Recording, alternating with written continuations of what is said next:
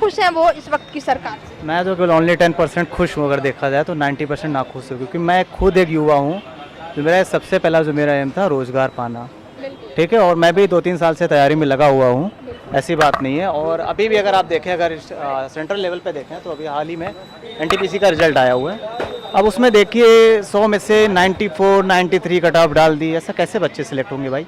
या तो इससे पहले जो हुआ था उसमें कॉमन कट ऑफ थी, अब तो इन लोगों ने मतलब प्री एग्ज़ाम में ही लेवल वाइज कट ऑफ दे दी, जो कि मेंस में होता है।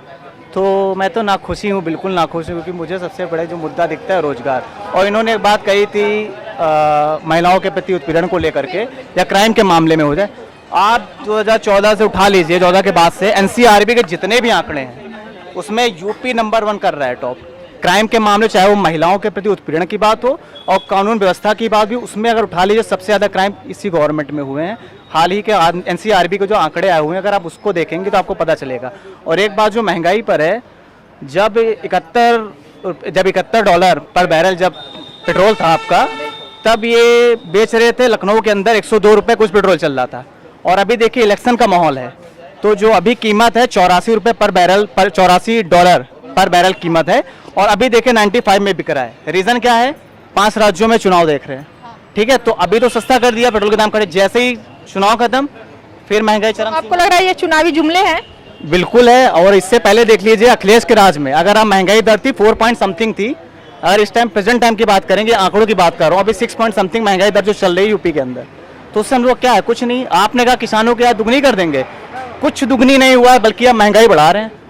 आज भी किसान बराबर आत्महत्या कर रहा है, क्यों कर रहा है भाई? और आप सबसे बड़ी बात, आप जो कृषि कानून लाए थे, ये कृषि कानून के बारे में मैं आने चाहती थी इस बार, तो चलिए ठीक है आपने किया। कृषि कानून का जो चल रहा था अभी, वो ठीक हुआ? नहीं, वो ठीक हुआ या नहीं, देखिए आप अगर आप कह रहे थे किसानों के हित के लिए ला रहे हैं, बिल्कुल बिल्कुल, तो भाई जब किसान नहीं चाह रहे हैं तो आप क्यों ला रहे हो?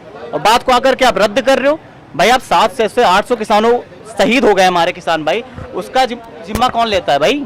आप बताइए। अगर आपको वापस ही लेना था, वापस आपने क्यों लिया? जाहिर सी बात है, आपको इलेक्शन दिख रहा है, अपनी सीट दिख रही है, तभी तो वापस लिया।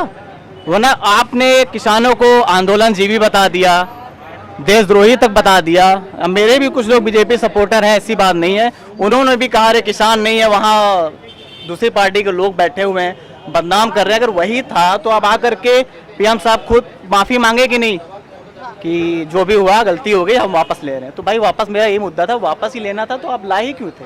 आप भाई ये पोल करा लेते, अगर किसान सहमत होता तो आप कृषि कानून लाइए।